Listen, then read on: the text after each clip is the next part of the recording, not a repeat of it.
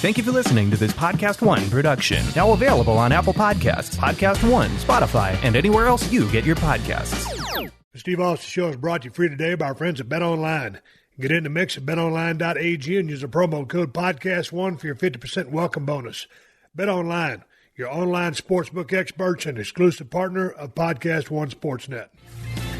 PodcastOne presents the Steve Austin Show Classics. All right, everybody, welcome to the Steve Austin Show. I'm sitting here in Atlanta, Georgia, the ATL, talking to one of the greatest of all time, Jake Snake Roberts.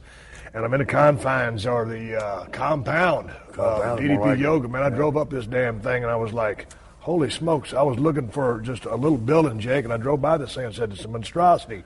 I pulled in. Here we sit. I haven't seen you in a long time, and I've never got a chance to thank you in public or in person about what you did for me way back in the day, and that was when I created Austin 316 due to a match that I had with you. Vader roughed you up pretty good, worked over your ribs.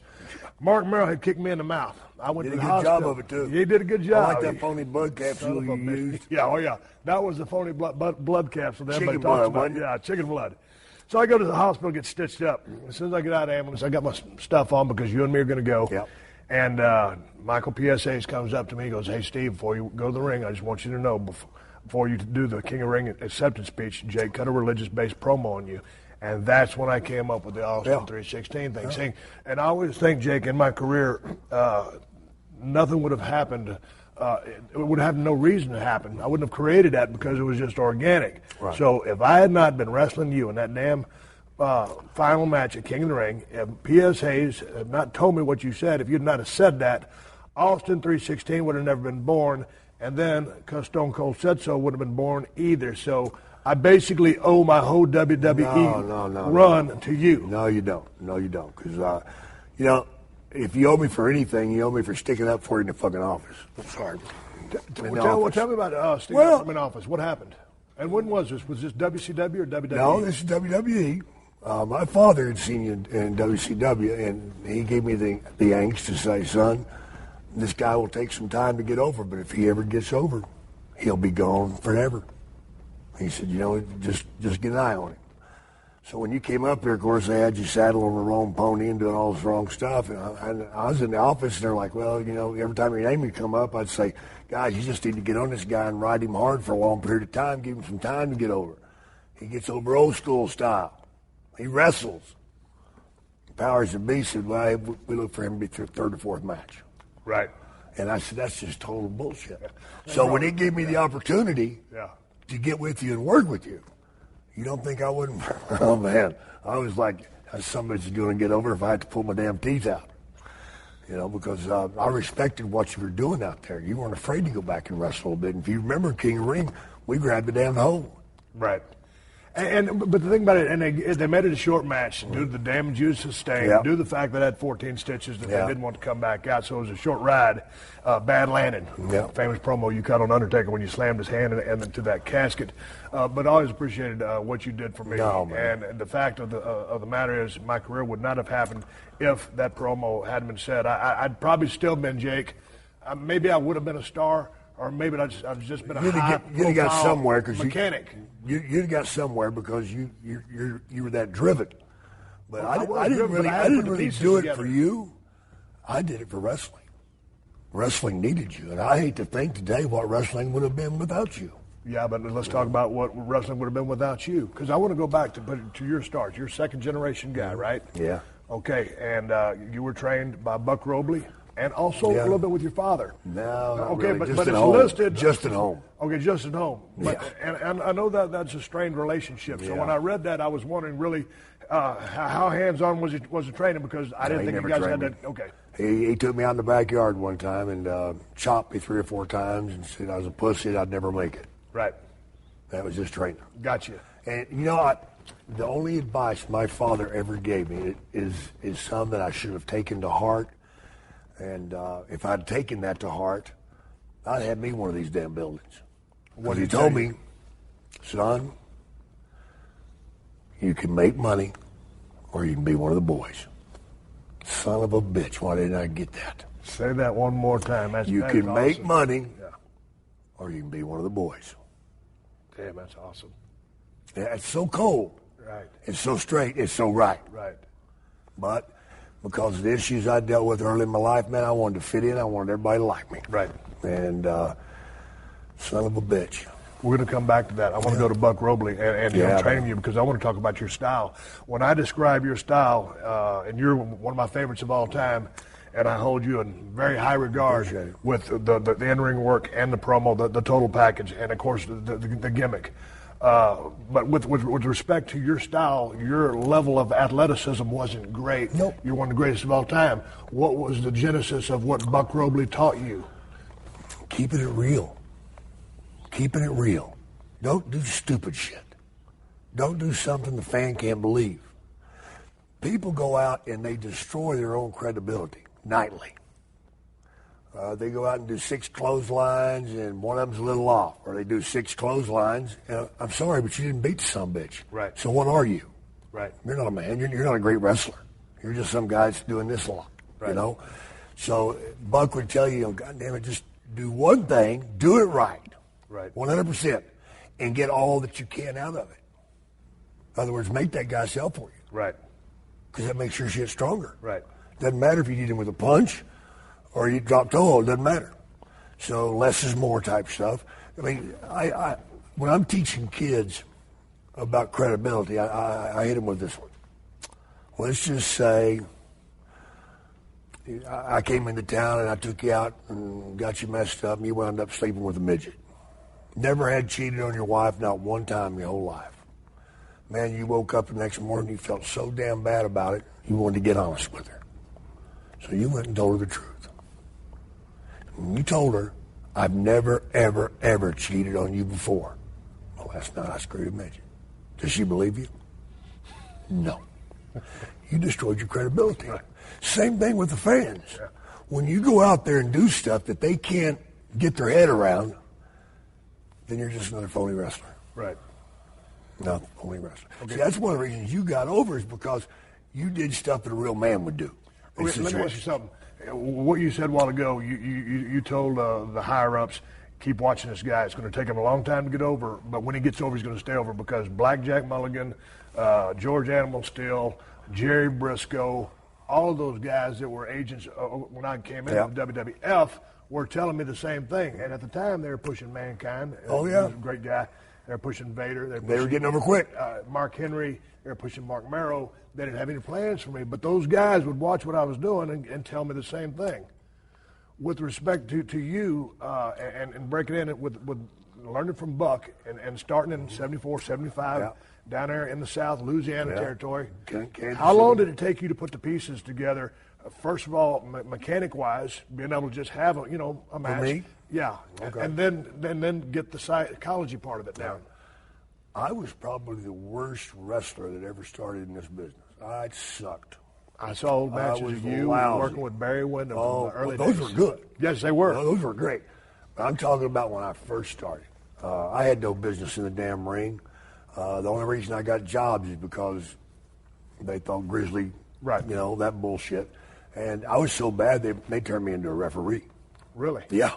Well, then tell me this, because working with, in the prime of your career, watching all the badass stuff you did, and I always say you worked an economic type style because you didn't use a whole lot of moves because they all meant something, and your purpose was to always go for that DDT. You're trying to finish a match, correct? Right. So when you started, if you're as bad as you say you were, what kind of moveset did you have? Well, because you hadn't invented the DDT yet. No, that's back when I was doing 100 damn moves, And I'd go out there, and that's when I learned less is more.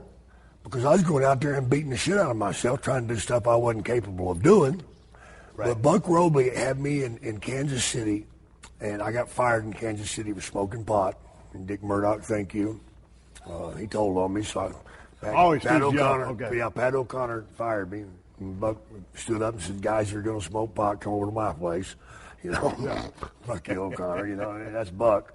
But Buck pulled me, we made a couple road trips, and he says, look, you need to go someplace where they don't know you. And you don't know any of them, because that's your problem. You're walking around here trying to be you when you should be trying to be something else. Develop a character, in other words. Right. He said, you got a long road trip ahead of you. You're going to drive from here to British Columbia. Okay, now why did he feel like you need to go to Canada? Or was because I wouldn't try anything. Because I was so intimidated by watching all these guys I'd watched wrestle my father my life. Right. It scared the bejesus out of me. Right. You know, I just cringed when I'd see him Bob Sweettown. Oh, you know, he was a scary son of a bitch to me. Later on, I find out a little bit different. Right. You know, Buck Robley was a scary son of a bitch. I got to hanging around Buck, and I realized, you know. I never got a chance to see a whole lot of Buck's work. How good of a hand was he? He was great. He was great. Great psychologist. Great psychologist, you know. And again, not the good body at all, you know. Right. But he was constantly breaking that arm and loading the gimmick, you know. Right. But he worked that. But his interviews were petrifying, you know, because you just looked at him and you knew he's a sick son of a bitch. And guess what? He was. Right. So when you went to Canada, so what was his discovery? When I went to Canada, all the way out there, you know, I was smoking a little pot and drinking a little beer all the damn way because that's the way I rolled back then. I think we all did. Yeah, and I told myself, you know, you're going to be somebody completely damn different. So I put a little Dusty Rhodes in it. You know, a smart man knows where to steal his good stuff. Because there ain't nothing new. You're right. Smart man knows where to steal good stuff. Yeah. And you know, you don't want to copy someone bit for bit because it'll never happen. But you got to take a little piece of this, a little piece of that, and put it together. So I made up my mind that when I arrived there, I wasn't going to talk like Aurelian Smith. I was going to talk like Jake Roberts, man. And Jake Roberts is a bad motherfucker. Right. You know. And But how long did you take to realize you need to be a bad motherfucker? Oh, when I left Kansas City, I starved to death. Right. I started getting fired. You know, back those days, you know, when you went to a territory, you wanted to stay there 6 months to a year. Right. That way you could pay for your moving expenses and all that. Right. I was lasting 2 months. Who were the guys that were working on top in Canada at that time? What did the roster look like? That was very key for me because there wasn't nothing. Gotcha. Gene Kaniski would come through every now and then, and whoever was on top of you beat him. Of course, he looked like hell. But Moose Morowski, Big John Quinn, great talents, you know. But Moose Morowski's the one that he was getting ready to go to Japan, and he took me under his wing and said, "I want to make money with you, kid." And he took me out there and beat the living bejesus out of me. You working baby? I was babyface. He was big. So what did he see in this young, gangly kid? Me. He just liked me and maybe the respect that I gave him. Right. And the hunger. I was always hungry to do better, but I just didn't know how to do better. I was too intimidated by people that I'd watched. Okay, so what'd you learn from Moose that was different from what Buck taught you? Goddamn, protect yourself when he's got a blade. Bitch, he half me on the leg one time, man. He grabbed my damn leg and went like this, and he cut me from here to there, brother, about that long. You know, and that's just to protect. I learned from Moose to listen and to sell properly without dying, right? Which is really big, right? And the other thing I learned from Moose is, you know, always be moving, right? You know, you're not 300 pounds, you're not a strong man, but you don't go into stick man mode and lay there, right? People are gonna walk out, right? So he would constantly push me around the ring, right? I'd be so damn blown up because I was so scared of him, right? Because he suplexed me 92 different ways from hell and beat the living crap out of me. But I think he was doing that to show people I was tough. Right. So what is your mindset when you go into Canada? You're going in as a baby, but you're trying to get over. Yeah. Okay, I want to go to your heel psychology about getting over because I'm thinking it's going to be a little bit different. But, okay, you're working with Moose. Sell. What is, okay. Sell. Babyface has to sell. Thank you. That's what they've missed today. God. Nobody sells shit today. Right. Destroy is like that girl, old man messed around. She'll never believe that son of a bitch. Right. And when you destroy your own credibility, right. It makes me sick when I see a guy like wants to go out there and act like he's 300 damn pounds. Son of a bitch, man. You're a good-looking son of a bitch. Why don't you use that and get over? Be that baby face that you know all the girls want to cry for. Instead, you want to rough up your voice and talk like you're 300 pounds and you won't sell a goddamn thing. Right. Son of a bitch. Right. Making it harder for everybody. Right. There's only one bad son of a bitch on this planet, and it used to be Andre. Right. And we're still looking for the other one. Right. I got to figure he's part Samoan. So, yeah, but in talking about that selling, and one of the things that I always say as a babyface is, yeah, sell, but the goddamn babyface has to have fire. And I'm not talking about I ain't talking about the manufactured fire. No. And I think it can be learned, but many times I think either you got it or you don't. Correct? For the most part. I mean, it can be learned, but I mean, there's something special about guys that are babyfaces and great ones like Dusty. I mean, Jesus Christ, Dusty was no great body phenom either. Right. But he would do he'd fire up and he'd fire up for a brief, a little bit, and back at him. Yeah. See, to me, having a wrestling match is like having sex. Hopefully, you don't hit that best shot first. Right. Now, some of us have. Yeah. Not me. Yeah. But you build your match that way. I mean, you go out with a girl and you hug and kiss on her a little bit, and just run that hand down that back, try and get that bra strap. She heels out on your ass. Right. You have to come back a different way. And you work it. Right. And then you get down the front, and pretty soon you're desperate and you throw out the anchor, man. But baby, I love you. I really do. I love you. Now, can we? Okay. Yeah. How long were you in Canada for? A year. Okay, you go back. A year, I go to Japan for 2 months. How was Japan for you? I got the living shit beat out of me. I thought you were going to say that.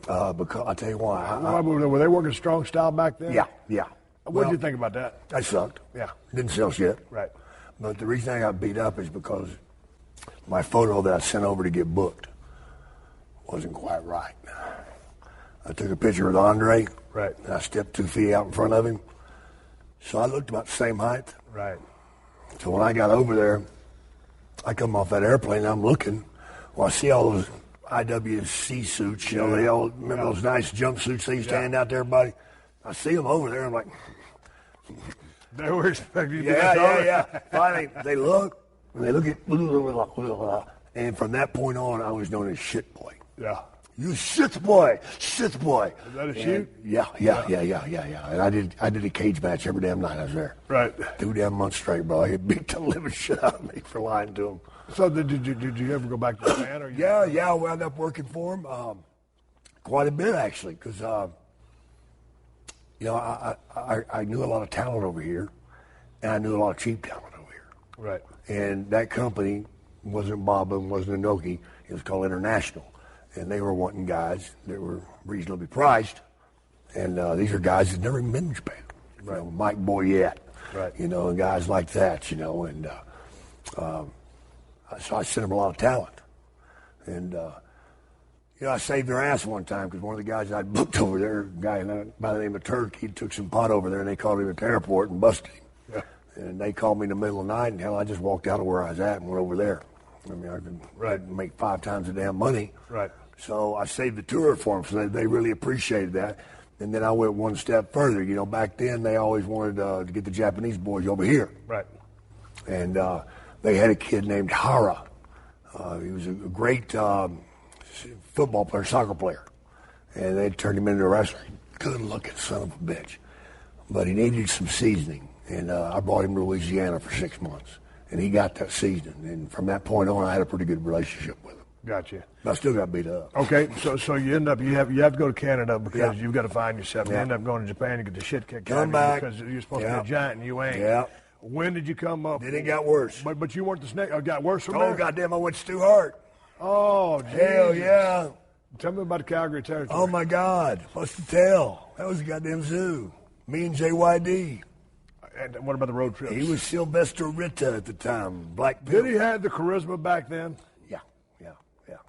Was he drawn back in? Yeah, he was a heel. Everybody hated that son of a bitch. Really? Yeah.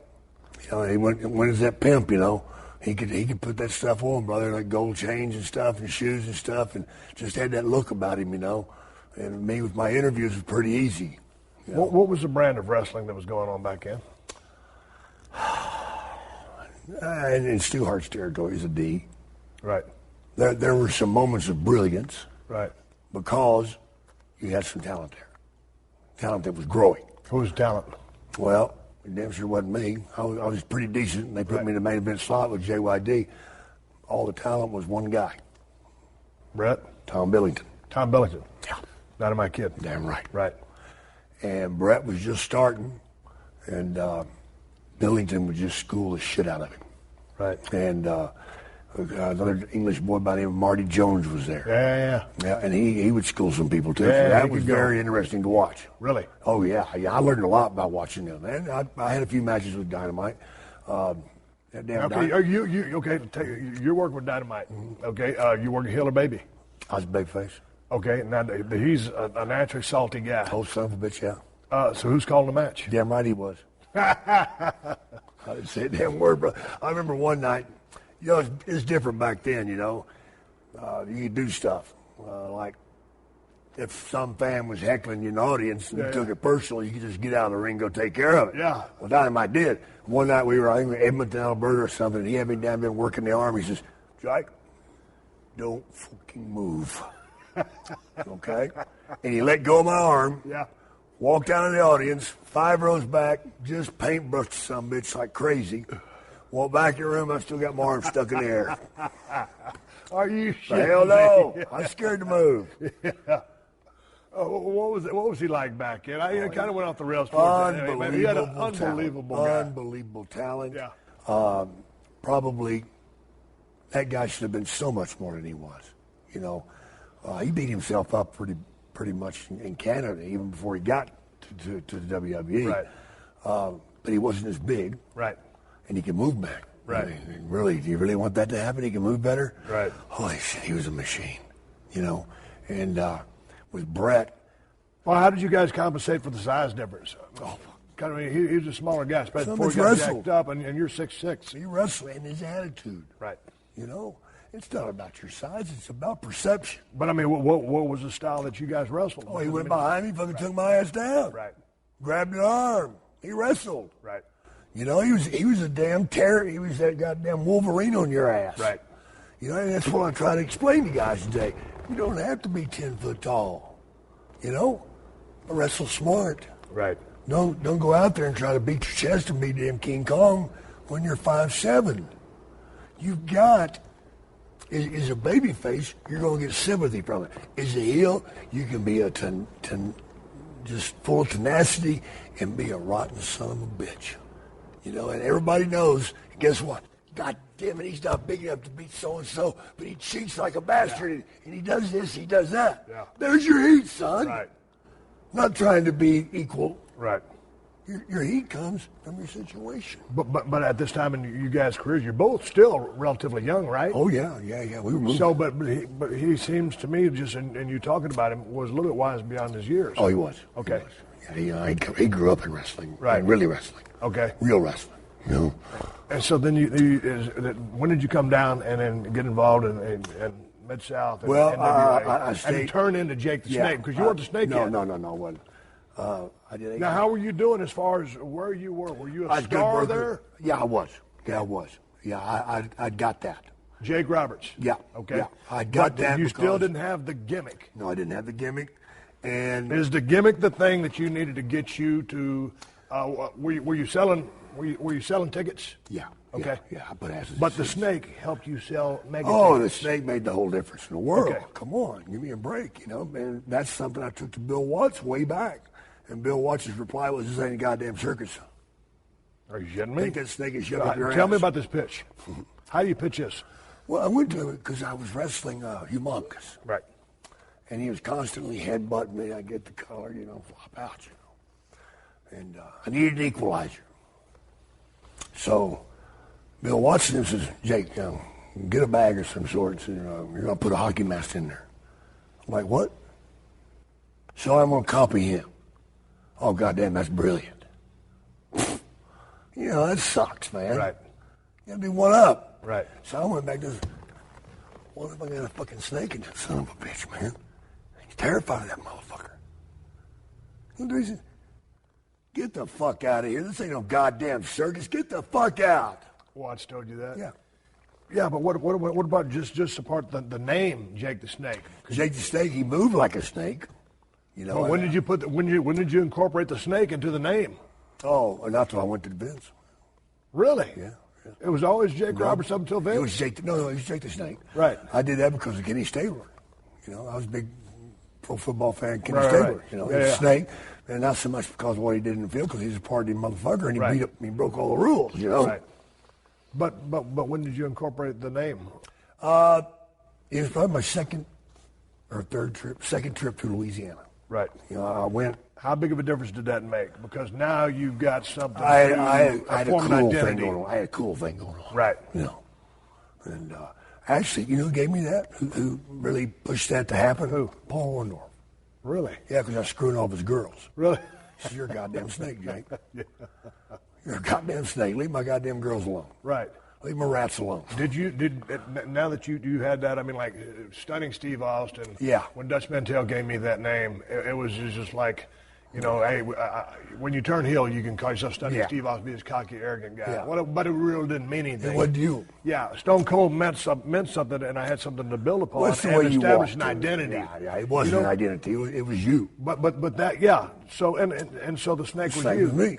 Yeah. But that, to me, when you have that base or that added to the mix of solid mechanics, great psychology, and you got a tremendous gimmick that has depth and meaning and something that people can identify with, whether they love it or hate it. Yeah. When you put all the components together, then you have asses in the seats, and then you turn into a superstar. And you got time on your side. Right. Because you can do a lot of it. Okay, so going back into the squared circle, as a babyface, you said you got to sell. Yeah, absolutely. I brought up sell and fire. Got to have fire. Two things. Okay, so you went into Canada. Morosky was beating the shit out of you.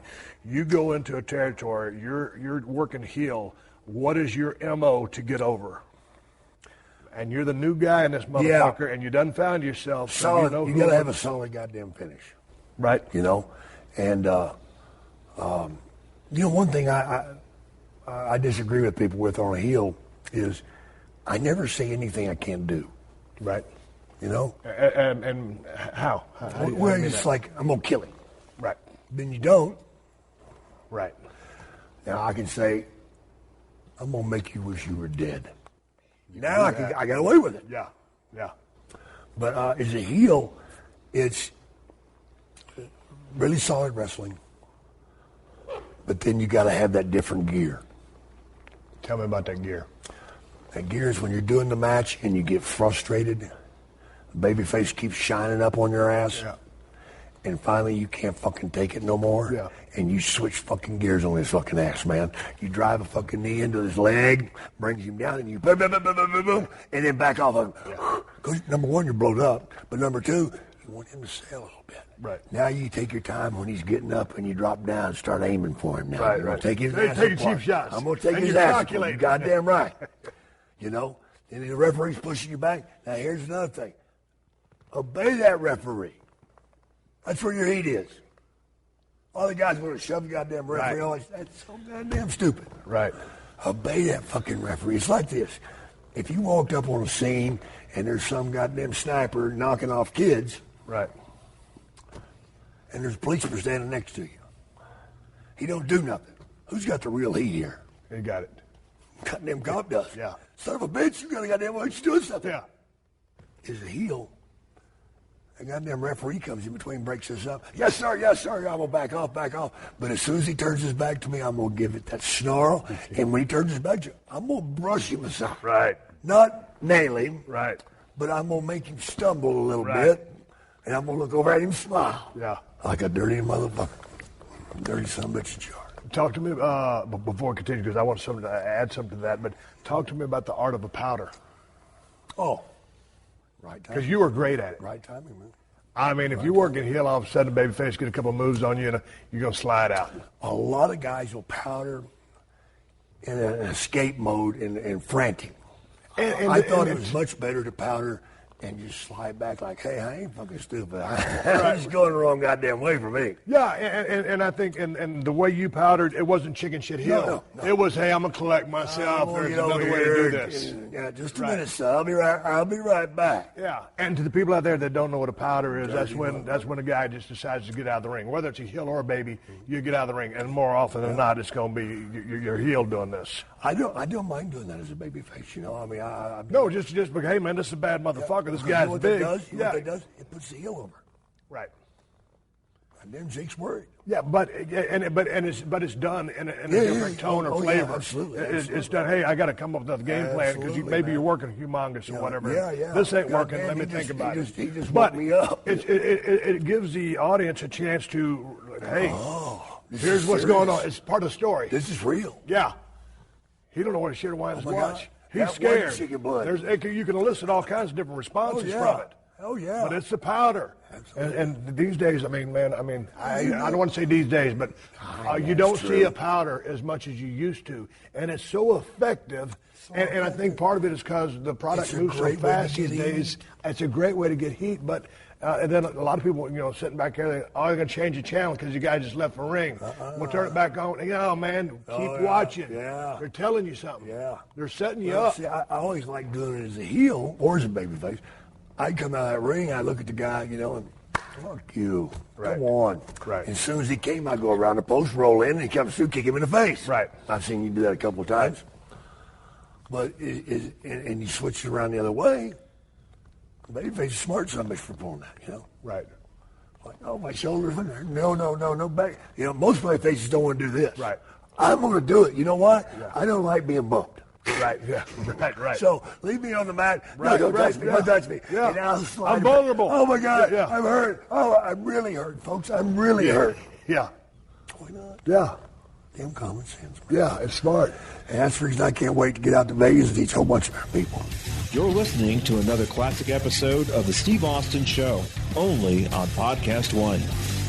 There's no shortage of action going on with our exclusive partners at betonline.ag. Sports are slowly making its way back. MLB and now NBA join UFC, boxing, NASCAR, and soccer. BetOnline has all the best odds and lines for the upcoming games and matches. Need more? BetOnline has simulated NFL, NBA, and UFC happening every day live for you to check out. Looking for something else other than sports? BetOnline also has hundreds of live casino games, poker tournaments, and all the best props in the business. Visit betonline.ag or use your mobile device and join now to receive your new welcome bonus and start playing today. BetOnline, your online wagering experts. Visit betonline.ag and don't forget that promo code PODCAST1. That's PODCASTONE for your sign-up bonus. BetOnline, your online sportsbook experts.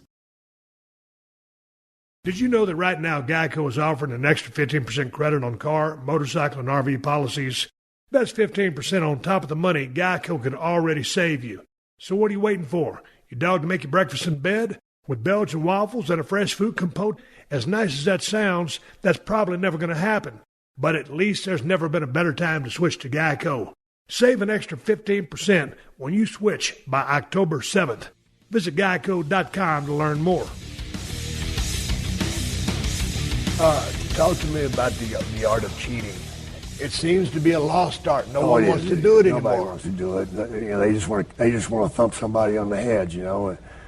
Cheating is real simple, guys. It's I remember watching one time. I can't remember who the hell taught me this.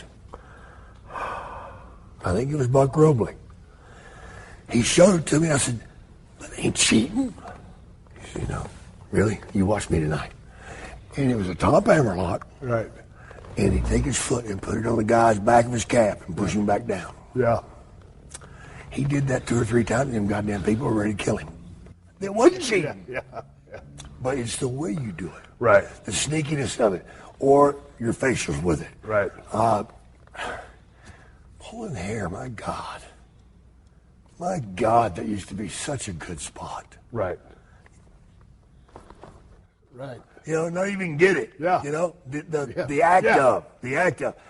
This is taking us away from this a little bit, but when I was growing up, my dad was constantly getting his butt kicked by the assassins. Right. Hell of a tag team. Oh, my God. And I had no idea I was riding in the back seat with them. Right.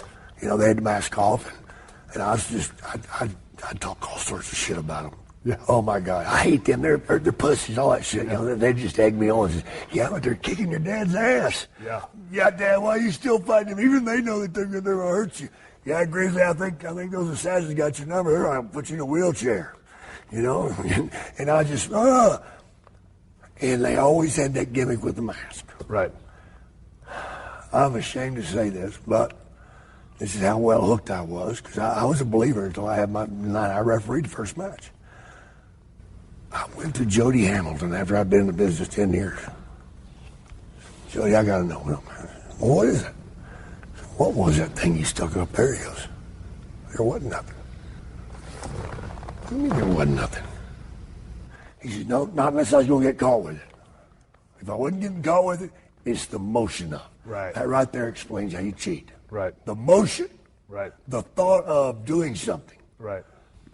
Your mind can create a bigger fear than my mind can, because our fears are different. Mine might be drowning, your might be burned up in the fire. That might be your fear. So we got to create that horror.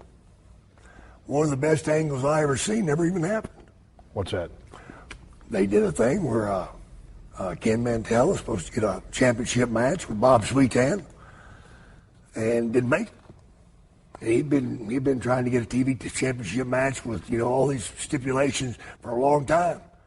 Next week, ladies and gentlemen, right here live on Mid-South Wrestling. No Mantell. Halfway through the show, he comes crawling in, all cut up, all bloody, all muddy, and drops out. Yeah. Of course, they go and interview him and says, who did it? I'm not even going to say their name. I'm not going to give them the damn... I ain't going to say his name, but he knows who he was. Where did it happen? Hotel over there in Bossier City. By the next week, I must have spoke to 200 people, knew what hotel it was, seen what had happened. There were 9 fucking guys on him. Yeah. Baseball bats and all this shit. It never even happened. Let the fans create what it was. Throw the mystery out there. Right. Grabbing hair, I love it. Grabbing tights, I love it. Ropes, I love them. Probably number one favorite. I used to do it when I'd do the knuckle string thing. Yeah. I'd back up and step up on that first rope and power it back down. Finally the third time, he sticks his foot up there, rolls back, and gives me a little monkey foot. Right. Give it back to him. Right. Those are where you get heat, man. You don't get heat. And here's my least favorite. Watching 6 guys beat up one guy is not heat. That's just disgusting bullshit. Where are the other baby faces at? Right. There's no heat when it's just like that. There's no heat when you hit a guy with a damn sledgehammer. Number one, both of you have killed your damn characters. So Mitch gets up. If he can get up from a sledgehammer, folks, I can't fight him. And that's a very interesting point. God damn, you just killed your character. You just told the whole world you're a phony son of a bitch. Well, that's heavy duty right there. That's true, bro. Well, that's a good point. Damn sure is, man. If you ask the people on the street, what you think about him when he hit my head with that sledgehammer? They'll just, really? Right. Don't do that, for crying out loud. You mentioned a while ago in the course of the match. Oh, well, the one thing I wanted to add there before I move on off of that is when I think about a good heel, one that will cheat, is sneaky, use that referee. I mean, the referee is so important in a match. People don't these days don't realize that. And it's one of the things. Give me Earl Hebner. Yeah, give me Earl. Dude, I used to love Tommy Young back in the day. Tommy Young was good. Goddamn, he was good. Yeah. Whatever he was, high drama, everything was on the line. And referees mean a lot. I mean, referees can get over. Referee can make your match or kill it. Right. Damn straight. And you want that referee to have some credibility. Am I right? Credibility and somebody that's going to react from what I do. Right. I just seen a guy stick his finger down his fucking skull and rip his eyeball out. Right. And the referee's yawning. Right. Are you serious? Right. I want the guy over in the corner trying to throw up. Right. Because he just sold it for me. Right. I used to love the referee that you'd go to turnbuckle some bitch, and the referee would take a bump. Yeah. God damn, that's working. Yeah. I want that referee that'll dive across the ring for that 3 count. Right. Not walk over there and stamp his foot 1.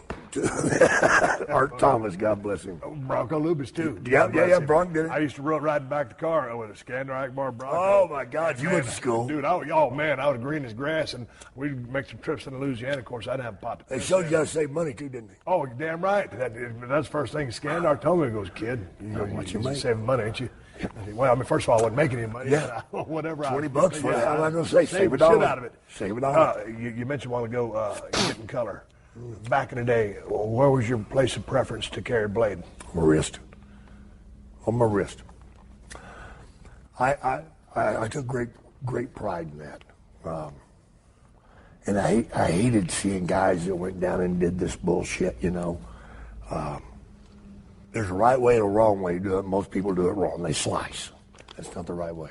What is the right way? Right way is to go and twist. Got it. I got to the point I could do it off a backdrop. Right. I could do it in midair because I was doing this. I wasn't going all the way across. Right. It heals quicker. You're going to get more juice, and you can do it a lot quicker. Done. Right. Not. Because if you're going to slice, you got to gauge where that son bitch is at. You don't want to cut your goddamn eyebrow off. Right. You know, my father one time cut all of his hair off. Really? Yeah, he was leaned over. Assassins had headbutted him on Shark television. Yeah. And he went down and cut, and when he did, his goddamn hair fall off. Oh my God! Whatever the assassin hit him with knocked his hair off, ladies and gentlemen. That's a true story. True story. Scared me to death. How did you go about making your blades? Because I was just taught to take, the old school razors. Yeah, I'd clip yeah, one and two, yeah, and then take that cut an angle. Cut an angle off that long triangle. Yeah. Then I'd run a piece of tape over the top of it, stick the blade through, and then that'd be my depth gauge. Yeah. I might put a double layer on there, and then I'd have my pull tab. Yep. Same for you? Fold over, pull tab. Okay, now here's the thing. When I went to pro wrestling school, they don't teach you how to make a blade. When I went to pro wrestling school, they didn't teach you how to take a chair shot. Yeah. When I went to wrestling school, they don't teach you how to give a chair shot. They don't teach you how to work. Well, no, it's on the job training. Your first time to get color, how did that go? Who taught you how to make a blade? I watched my father for years, once I got into was he business, just sit there at the kitchen, to get ready, or man, what? he did it at the building. Right. My father took that whole thing about juicing a long ways. He done something I've never seen done since. That's right. He would gig, and where he cut, he'd take that monkey blood on there, but then he'd sit down and he would cut thread, little pieces of thread. And he'd lay back and put those pieces of thread up there, and then he'd put his white clear tape over it. Yeah. Which made it look like stitches. Yeah. Freaked me out. That's a pretty good idea. Damn straight. So, what was the first time you were asked to get color? Because, you're called upon that first time, and you ain't never did it. Right. You Oh, remember? my God. I'm fixing to tell on myself right here. I'm going to tell you the first time I got color. I wasn't asked to get it. Goddamn, it was eating at my soul. I gotta figure that out. And, oh boy, you talk about a rotten son of a bitch, I'm fixing to spill the beans on myself. I was in Florida the first time, and wife had a baby, and a lot of pretty damn girls down there in Florida, and me in Tampa, and this old girl took a liking to me, and I was an old Texas boy. Hell, if you got laid twice a month, you were a stud. Now I got this girl saying all sorts of nasty words to me and just blowing my mind. I probably had 3 or 4 orgasms before I ever got her in the back seat, just her talking. But it finally happened, and I did the thing. I ain't going to tell you how long it lasted because I'm embarrassed about that too. But now I've got to go home, and I'm an hour and a half late. And it's only 10 miles. Where the hell you been? Right. So I kind of put this and that together. I decided that I was going to gig myself and tell my old lady that coming out of the arena, somebody hit me or something, I'll get out of this shit. So I stopped at a K&B drugstore and got Platinum Plus, which was the wrong shit, big old thick-ass blade, and cut myself. I didn't do it the right way. I went side to side, and really overdid it. Are you shitting me? No, I swear to God. Okay. I swear to God. Now, here's the great ending. You got to have an ending to the story for the pops. Here we go. Okay. So I gigged the shit out of my fucking self. I go and tell the wife. I get by. Yeah. I get by. My ass is clear. Yeah. Cool. But goddamn it, the next day I got to go to work.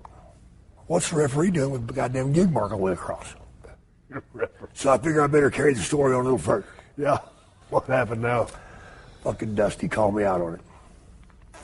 I said, yeah, these fucking guys last night, man, I went to a bar and they fucking hit me with the goddamn bottles. Fucking, I said, damn, that looks like fucking stainless steel platinum plus to me. Yep, he fucking knew. And I just, oh my God, it was, you know. Yeah, it's amazing what we'll do to keep our ass out of shit. I'll never forget one time going back to your dad. He was an agent for WCW for a long time. I used to have some bust-ass matches with Dustin Rhodes. Mm-hmm. And god dang, we'd tear each other up. And we were working pretty stiff. We just like to work like that. And god damn, we was working Phoenix, Arizona one night, and the house was down. It wasn't no good. That's when you work harder. And yeah. And so Dustin goes up to Grizz, and he says, hey, Grizz, you think me and Steve might be able to get some color? And, you know, your dad, you know, he's tall as a mountain. You know, I think that might be a good idea. So, boy, me and Dustin got clearance to go out there and get double juice. Oh, shit. So, boy, all of a sudden, you know, we out there have a bust-ass match. Right on the underside of 20 minutes, come back just bloodier and shit. And out walks a shined-up, oiled-up Lex Luger in his blue trunks, and he looked at us like it was an Amityville horror. Yeah. I mean, he didn't understand what we was trying to do, and he just didn't get it. He thought you were assholes. Now he's going to get his tights dirty. Right. But you guys were sincere about wanting to go out and help this damn building. But there's also something about it. I guess it's anytime I've ever gotten color, it's a weird thing to do. It is. Because I'm not a guy who's like into cutting. Right. But there's an honor that goes to it, but there's also a little bit of sickness into that. There is sickness nobody really normal sticks a blade in their head, and whether you're twisting or doing a little pull, doesn't matter. It doesn't matter. It's just different. And that first crack, when you hear that pop when it goes through that layer of skin, you hear that and you feel it, and it's a very interesting feeling when that warm blood starts coming down your face. But it's for the story. The adrenaline hits your body. And well, I'll tell you what, if we was working on television or if there's a major pay-per-view. You know, I was the same with you. I'd carry, but I always had an insurance plan. I'd carry two on my left wrist, and I'd probably give the referee one to keep in his pocket if anything went wrong. Did you ever have any injuries from a blade? No. Other than up here? No, I was working with Flair one time in a cage, kind of the Borowski story. I mean, he got a little loose that night, and I would like working with Edward Scissorhands, but no, never any accident. And you? Yeah. I can't remember who gave me the gut shot. But I'd put the blade down here afterwards, and he gutted me. And when he did, that son of a bitch just fucking dug about. I felt it come out my spine, you know. It just went right through me. How long a dagger did you make? Well, it had a little size to it, you know, like that, but still, you know, it went in about that deep. I remember getting to the back. I had to like move the skin around to push it back out. Right. You know. And that was always the thing, the telltale thing. It's give the referee. Getting the color is one thing, and it's an art form in itself. Like you said, you could do it taking a backdrop, but it's the disposal of the blade because it was always the go-to. De facto was in the waistband. Well, the first time that I tried to give it up, I dropped it. So that was it. Never doing that again. Boy, if a crowd gets a hold of that, oh my God! You done killed the territory. You wouldn't walk back in the locker room. Yeah. Even though, you know, that was just our heads. Right. And then I seen the guys put it in their mouth. I never was a big fan of that. I tried that one time, man, and I wound up coughing that son of a bitch about 45 rows back. Because a guy hit me, and I went, oh shit! You know. Yeah, not real bad. Well, so did y'all end up brawling out there so that you could try to find No. We were in Dallas. That goddamn sport touring floors. I ain't getting down there on that shit. That's dirty shit. One time I was turkey hunting. I had a diaphragm, you know, on top of your mouth, a turkey call, and I almost swallowed that son of a bitch. No. And I was coughing loud, sounded like a turkey, and I'm dying. I'm thinking, this is really how I'm going to die, coughing on a turkey reed. The turkey runs over to check you, make sure you're all right. And then I shot him. Yeah. So the mouth was never couldn't do that with the blade. And plus, I mean, the thing. From then on, I just went to stoning the tights. Right. Yeah. I was always careful, like taking my tights, you know. Yeah. And I tried to go in between the tights, not go inside the homestand. Right. You know? Yeah. Bad things that happen. We won't go there. No, I think that's what happened the rest of mine. I cut it off. All right, I'm back here with Jake Snake Roberts. We're talking about the invention of the DDT. The DDT happened by accident. Am I correct? Yeah, absolutely. What happened? You know, as a baby face, one thing you don't ever want to be guilty of is tripping and falling.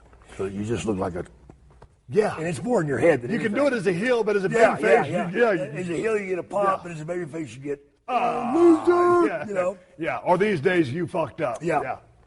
I was working.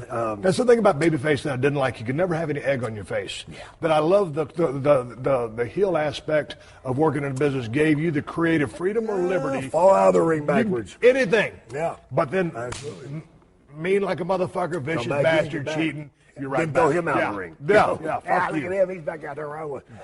I was working with Lynn Denton. Back then, my finish was. He was a hell of a goddamn Oh worker. my God. I've always heard Lynn Denton was a hell of a worker. I've never seen his work. Right up her steamboat. Really? I got to check. Where can I find his work at?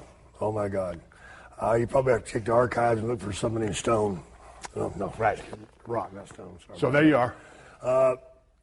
I was doing a knee lift for a finish. Wrestling 2 had given me the knee lift, which was one of the great moments in my life for him to come to me and he said, I want you to start doing the knee lift when I leave the territory. Goddamn, Wrestling 2 gave that to you? Yeah, sure did, man. That's amazing. Yeah, sure did. I think he's paying my dad back for rides. I don't know. Right. You know how it was back What had you been using prior to that? I didn't have to have a finish back then. I was just flipping my back, you know. No. I was doing a side suplex. Okay. You know, and didn't do it right. I couldn't do that kind of bolt over, but so he gave me the knee lift. So Lenny being really good with the high spots and stuff, I'd work front face lock on him. You know, and back then Lenny and I were having to put in 40 a night, you know, so Watts could go out and do 5. Right. And say, why, you know. We wouldn't even have our tights on, they'd be back. Yeah. So I'd put that front face lock on him, work it, and he'd try to get out. He'd reverse one time, I'd reverse back, right back, hit it, boom. And do 2 or 3 spots out of it, and finally I'd get him to the point, I'm weakening him down. Now I've got that son of a bitch. And he'd finally fight to his feet, and he'd drive me into the corner once. I'd wrench it, and I'd push him back out. He'd drive me back in there again. I'd wrench it and push him back out. The third time, usually he drove me back in. I would release. He would stagger back, bend over. I'd catch him with a short knee lift. He'd take the bump near the ropes, dive on him. 1, 2, foot on the rope. Oh, my God, go back front face lock. Yeah. That's love. That's love right there, man. Yeah. Well, we were in New Orleans one night, and he went to push me back in there the third time. He stepped on my goddamn foot, and we fell down. Of course, being a babyface, I spun my feet going, no, I didn't trip. Yeah. But Lenny had heard the pop. That's something else I'll ask you about here in a minute, is not hearing the pop when you're a babyface. Right. As a heel, I listen to the people. As Yeah. a babyface, I never did. Really? That's weird. It's really weird. But anyway, so I did that damn thing. And later that night we were at the bar, and she said, goddamn, you got something with that. I'm like, look, dude, if you think I'm going to fucking let you trip me every fucking night, I'm not going to fucking do that shit. He goes, no. You need to fucking figure out a way to. And that's how it started. Man. So did you just... I started playing around, imagining it. You start out in a hotel room, holding, you look in the mirror and hold it and trying to figure out which way to get your legs. And that's the big thing everybody misses today on doing it. They don't throw the leg through. Right. I always took the left leg and pulled it back and shot it through there, right. Which puts the speed to it. Right. The quickness of the bump going down. Now you got guys grab it and they hop in the fucking, oh, God, I hate that. And unfortunately, the best person to do it, other than me, is a chick. Who's that? I just lost it. Brain fart.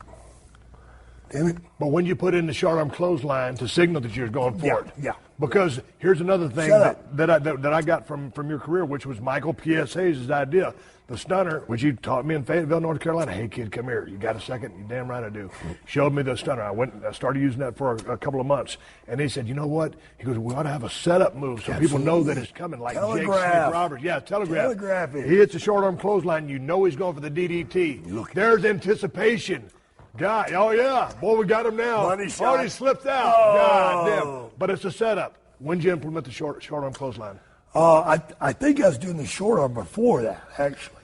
But then, again, that's one of the problems these days is they don't have road trips where you can actually sit down and think about shit. Right. I think if you remember, a lot of good shit was taught on a road trip because you had time. Oh yeah. That's all you did. And you drank. Right. You know, I remember the days back when you'd drink 4 or 5 and you'd say, you know how I beat Lou Thez, and you'd go a little bit further. So I don't know, I better have 2 more beers before I beat his ass. Yeah. You know, or look Jack Briscoe or whatever. You don't have that time to think about it and talk about it, and you're not around guys to do it with. I know today it's a corporate thing or whatever, and these guys don't hook up or whatever, but they're missing a lot, you know. And I think my greatest ideas were in a car, you know, right. riding down the road and sharing stuff, you know, right. and honing your skill. You know, it wasn't a thing where you know, A, B, C, D. It was, oh, how about you go this way and that way? Right, right.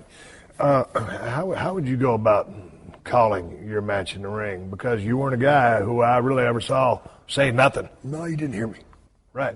Well, I didn't see either. Well, I usually did it right as we did it. Right. You know, that way you didn't have to give the guy time to think about doing something else. Right. You know, I grabbed the guy and raise his knee, kid, you know, and shoot him off. Right. And usually my spots were one moves. Right. One move. You right. know, keep it simple. Okay, but once you were a heel, obviously you called all your spots. Yeah. But then as a veteran baby, yeah, I started calling but you my were spots still too. working your spots, so you still probably calling all your shit. Yeah. I want to talk telegraphing. You know, right. a lot of it's telegraphing. You get somebody like Steamboat, you don't have to talk to him, you just telegraph stuff. Right.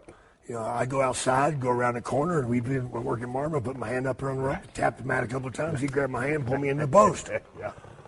You know, Ronnie Garvin.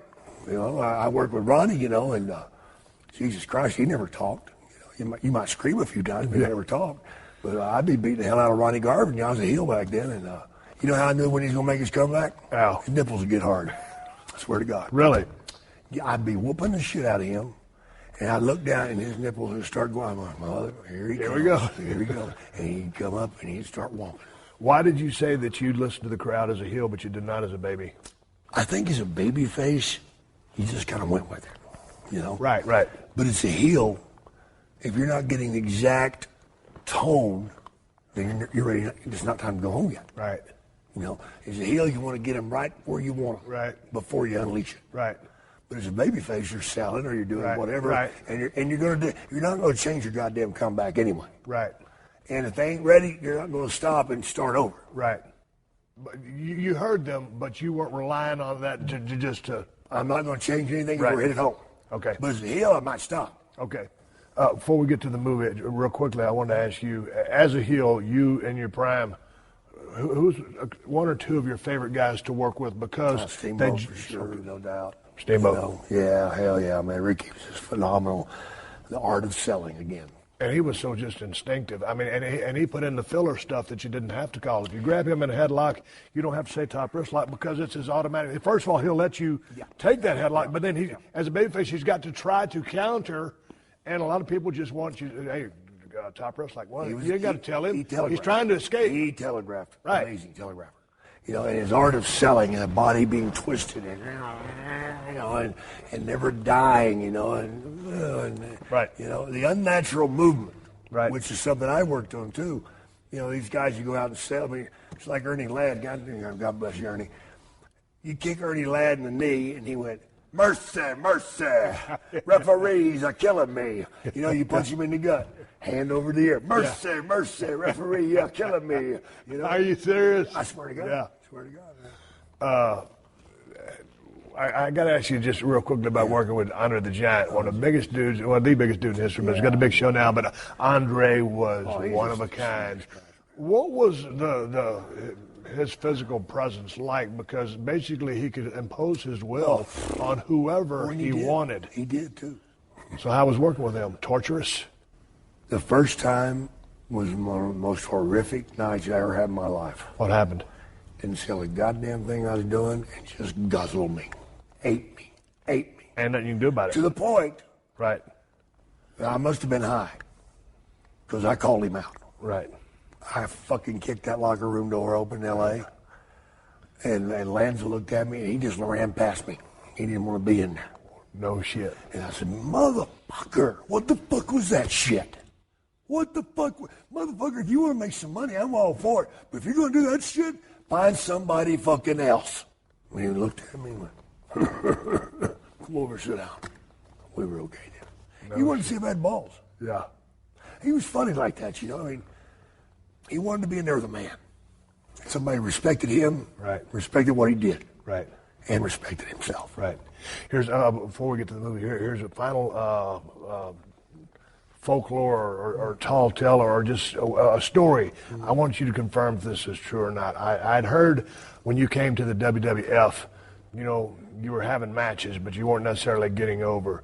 And Vince called you in to a meeting, and he said, "What the fuck you doing?" And you said, "I'm trying to have good matches."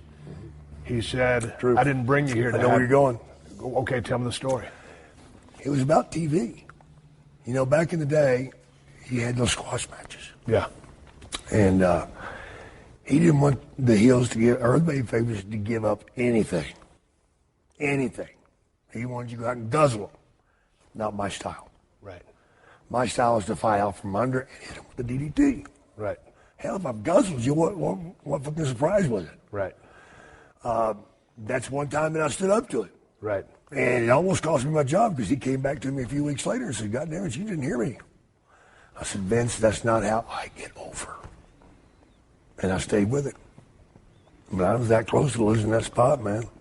But his point was, he goes, he didn't bring you here to have good matches. He brought you in to get over. Because when you got over, that's when you... How did I get over, though? The way I got over was teaching the people short arm clothesline. Here we're going for the finish. Right. The way I got over was hit the guy out of the blue with the shit. Right. And how else did I get over? By being a fucking snake. A snake don't go out there and stand up and fucking go at the guy. Right. So, yeah, it came close to cost me my job. Sure did. But to that point, and going back to that statement you said earlier, you can either be one of the boys or you can make money. I don't think that's what my dad was talking about. No? I think he was talking about hanging out with the guys and partying with the guys. Gotcha. Being with that group. Right. You know, and being a rebel. See what I'm saying? Yeah. He was talking about if you're going to get in this business and make some damn money, you get with your two guys that you're working with, and you guys make a shell, and you just go. You don't... A whole different context for me. I got you. You don't do a whole lot for anybody else. Right. Which is something I've always disagreed on. Right. My idea of coming in and doing my job as a professional wrestler is to try to help everybody on that goddamn card. Right. If I hadn't, there'd be no Steve Austin. Right. If I hadn't, there'd be no goddamn Road Warriors. Because they sucked when they started. Right. And hell, Buzz Sawyer and Brett Sawyer beating the shit out of them every night. And I took the book over there and made them stars. Right. You know, I mean, I got off the road a long time ago, and it took me 3 years and decompress. A lot of drinking to decompress, and I finally got the business out of my system. You went down a real rough, rocky road, and it was documented in the resurrection of Jake Roberts. I got the latest edition of it. I'm hoping that that's the final piece because I mean Jesus Christ is perfect. It's unbelievable. Yeah, it's great. Is wrestling out of your blood? No, never will be. Never will be. So where's your head at? I mean, do you still constantly think about the business? Because no, I don't. Back in the day, no, I don't. No, you don't. Back in the day, I was fueled by it was 24/7. Right. These days, because of the lack of places to do it, the way I like to do it, I've quit watching. I've quit being involved. Right. And by some of my actions have burned a lot of bridges, and I'm not invited back there. Right. That's probably a good thing.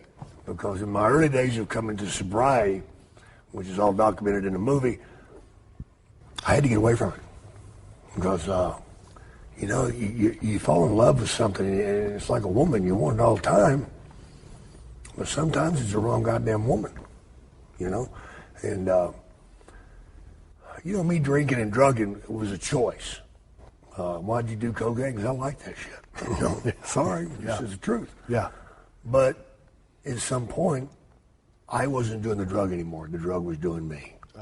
And that's when I got lost. Right. And unfortunately, when you get that far into it, the hook is set so goddamn deep you can't go nowhere. This movie, Steve, is real hard for me to watch. Because I don't like seeing that guy that I'm looking at up there and hearing him. It was tough to watch. I can tell him he's lying. I'll tell that guy on the movie he's a fucking liar. Yeah. You know, because he was. Yeah. It's real hard for me to watch, and I just wanted to help somebody else, man. whether it's Scott Hall or the guy down the street or whoever. I wanted to help somebody else, man, because I know how desperate and how horrible I felt about myself. I hated me. I took the mirrors down in my house because I hated that motherfucker. Right. With a passion. I wanted him to die.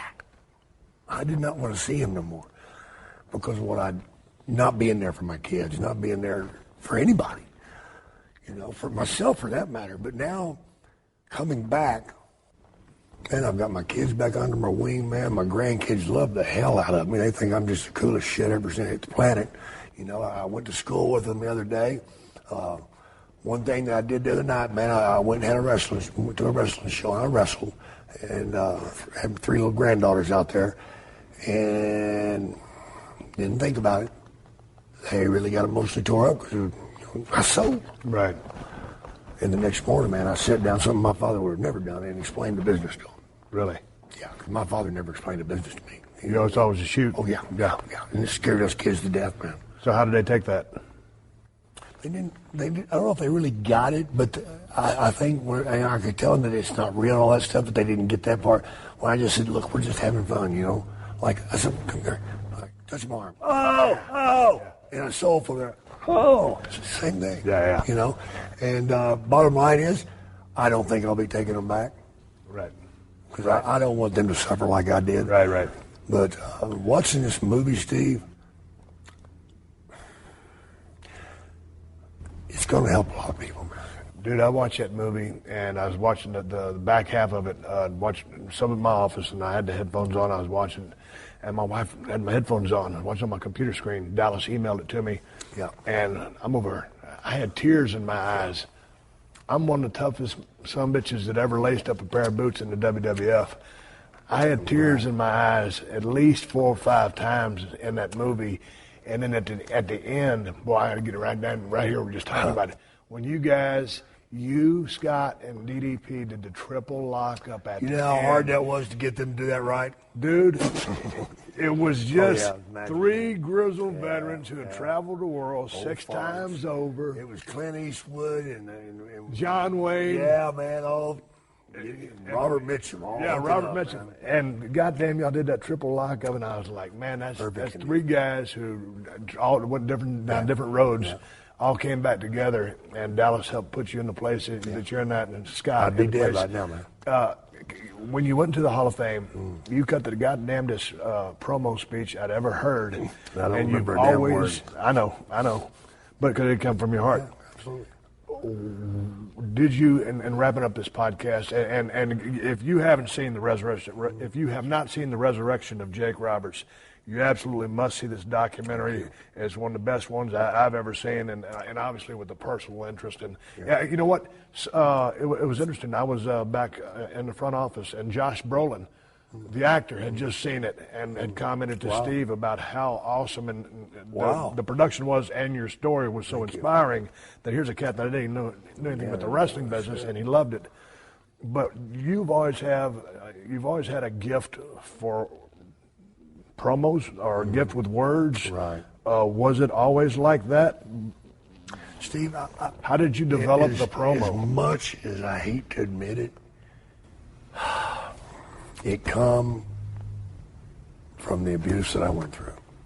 Did it? I think that a lot of my wrestling psychology came from that. When you are tortured, manipulated, sexually abused, the list goes on and on, at a young age, you learn to read people. Because you walk in that room and you got to know who to be scared of. You learn to play up to certain people. You learn to act. An abused kid is the greatest actor on the planet. Because most of them you don't even know. Because they're ashamed and they hide it from themselves. They hide it from everybody else. So I think a lot of that BS that I went through as a kid taught me how to tell a lie. I mean, brother, if you lie to the line, you can learn to lie. Right. You know, I really think that, and I hate that I had to go through it. I hate it for any kid. And if there's any kids out there going through that crap, get to me. I'll come over and talk with you. I'll just sit down and we'll get right. Because, Steve, I go to these signings and do these movie premieres and stuff, and I'll see some kid come through that line, man, and I look at him like, right. He's going through hell, man. Right. And so that's not a gift there. That's a painful thing. But the conviction with which you delivered your message was, real. I mean, Real. fuck, Yeah. dude. Yeah. Whether it was the menacing heel or just that baby, it's saying what he was going to have to do or go through, that sheer determination. Look through your opponent. Don't look at your fan. Look through him. That's what I used to tell myself. If I was looking out in the crowd, I didn't look at a guy. I looked through him. Right. Visually, look through him. Don't look at one person, because if you do, you're cheating the rest of the arena. Right. I want to tell you something. I've really enjoyed this. Dude, I appreciate you And sitting down with you. respect you and love you more than you'll ever know, because you proved me right. Yeah. Okay, Vince. Thank you. That out. Thank you. Jake Roberts. This is Steve Austin. I'm riding off in the sunset after talking to the biggest guys in the history of the business, Jake and Snake Roberts. Thank you for joining us for another classic episode of The Steve Austin Show. Please leave a rating and review on Apple Podcasts and tell your friends. For more Steve Austin Show, go to PodcastOne.com. That's PodcastOne.com.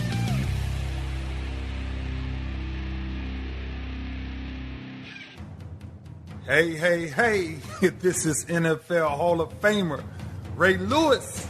I'm excited to announce my new podcast, Everyday Greatness, the Ray Lewis Podcast. I'll be talking with friends, family members, old teammates, athletes, celebrities, moguls, and guess what? I'll be talking to you. Listen, this is all in the search for everyday greatness. So I'm asking you to come along with me on this ride. Download new episodes of Everyday Greatness, the Ray Lewis Podcast, on Spotify, Apple Podcasts, and on PodcastOne.com. It's not what you have, it's what's inside of you that actually inspires greatness. Hey, this is Chris Myers, and I have a new podcast coming soon to PodcastOne. CMI, the Chris Myers interview. I hope you listen for it and be glad for you to join us. But today, excited to be chatting with Dave Mason of Bet Online. Sports are finally back and filtering through, and we're excited that they are back. And Dave, it's exciting to talk to you. So tell us what kind of action there is with a lot of stuff going on at one time. Yeah, absolutely. It was a challenging few months. We went from promoting Russian ping pong and marble racing and all this other crazy stuff I had never in my wildest dreams I thought I'd be handicapping. But now, we got the NBA's back. The playoffs are almost here. NHL, MLB with their shortened regular season, and NFL's right around the corner. College football, we'll see. but if we're planning on it, if it's here, we'll all the odds for it. Yeah, and I think we're all kind of waiting to see, so you better move on it quickly because seasons could be shortened or altered. And, yeah, it really has been missed, just the excitement of kind of involving yourself. How about, baseball with extra teams getting into the postseason? And you mentioned the shortened season. I mean, we know about Yankees, Dodgers, we know the favorites, but there has to be a chance of good opportunities for some sleeper teams that might have better pitching that just get in the door and then all of a sudden work their way to maybe a major upset and make it to the World Series. Yeah, no, and we saw that. We saw that ever since, we've had the World Series odds up all throughout, the months where sports were kind of down, but we still had all the futures up. And we saw that as news of the sports coming back and their shortened seasons. And teams were taking, because sharp bettors and more intelligent bettors, they were taking shots on the longer odd teams, so we were seeing that left and right. The same thing, and the more games there are, everything's going to even out, right? But the shorter the season is, no matter the sport, or the shorter the games in a series or whatever, there's that more of anything can happen. Kind of like March Madness, one and done, right? That's why you always have those Cinderella stories. But if, March Madness series were all 7 games, and the Cinderellas would be few and far between. So that's kind of the same theory here, why a lot of bettors are taking more shots at these long shots than before. Yeah, I mean, you could have the Yankees or Dodgers run in, and remember that first playoff series. There's no one wild card. It's three games, and they're all in one ballpark. Now, again, home field advantage in baseball already iffy, but now the current situation that could change things. And then also, risk of injury is always a factor. But here you have health issues that a star pitcher or star player, right, could be out of the mix, and that upsets everything. No, absolutely. And that's another great point, and another reason why I think people are betting long shots more than ever in World Series. It's that just evens the playing field, that no one's going to be immune to catching this. A star player can catch it from the Yankees just as much as a star player can catch it from the Pirates. So it's going to even the playing field a lot if some of these star players from the Yankees, Dodgers, Twins, Braves, etc. start catching this thing. So without a doubt. All right, America runs on football. The NFL, if any, I think will just go straight forward ahead, and they'll adjust. And simply when there were health problems at baseball, nobody folded the tents. They kept it going, and we're on target for a regular season. I know they have backup plans, maybe a shortened season, whatever, but we're good to go. And I know people who love to get involved in this, they got to be excited, and maybe things go up too quickly. You don't win the offseason, but when Tom Brady is in Tampa Bay, or Phillip Rivers in Indianapolis, even I'm intrigued by how people are interested in the Patriots, who are always the Patriots, but without Brady, and now Cam Newton or Jarrett Stidham, whoever Belichick goes with, that's got to create a lot of excitement and anticipation. Oh, absolutely. I mean, all that Brady news to the Bucs came down after, I guess, all the sports got nuked a few months back, and that was an exciting week for us because we were just starving for action on the sports side of things, and then stuff like that happens, and all of a sudden people are betting the NFL futures. They were betting the Buccaneers to win the Super Bowl. They were betting the Bills to win the AFC East. They were betting under season wins for Patriots, over season wins for Buccaneers. So we saw a lot of action coming in that week. So yeah, absolutely. I mean, the Buccaneers they're getting, I've never seen, we have such a huge exposure on the Buccaneers to win the Super Bowl. I've never seen anything like it in all my years doing this. So that's the bettors are hyped on the Buccaneers. I mean, I think they were like 40-1 before people thought that Brady was going to go there. When the rumors started coming out, it was right down to 25-1, all the way down to, I think we have them like 8-1 or 9-1 now. They're probably overvalued, but our exposure is so big on them that we have to be a little conservative with their number. Yeah, and it really grew. And he's coming he was in one place all this time to a new team with a lot of talent in Tampa Bay and a different coach, and yet without a preseason, you wonder. Of course, he's an experienced veteran, but the timing and settling, and that'll be fun to watch. All right, before we wrap, real quick, I mean, we could go on and on, but the NFC West is intriguing, and I always like, it's a simple thing, the over/under on wins, right, based on teams, and I think where the defending NFC champions come from, the 49ers. Obviously you've got Seattle with Russell Wilson. You have the Rams, who were in the Super Bowl a couple of years ago, and I don't think they're as down as people think. I think they're going to surprise some people getting back up there. And then Kyler Murray and what they've done in Arizona. I mean, that division, it's a hard over-under because they're going to be playing each other twice a year, beating each other up. No, you're absolutely right. And 4 teams that could legitimately win it. And that Cardinals is a great example of how action came in. I mean, they're our most popular bet for over wins for the season. I think they're at 7.5 right now. And a lot of that came in when Hopkins got traded there, and action just started piling in on the Cardinals. And yeah, the bettors are pro 49ers, pro Seahawks, pro Cardinals. They're down on the Rams though, but I don't know how you can sleep on the Rams, 2 years out of the Super Bowl. So that's going to be a fun watch without a doubt. All right, thanks, Dave. Appreciate the time. Be sure to check out Bet Online. They're your online sportsbook experts. And use promo code PodcastOne. That's spelled O-N-E, podcast and then O-N-E, PodcastOne. And you'll when you join, you'll get a sign-up bonus.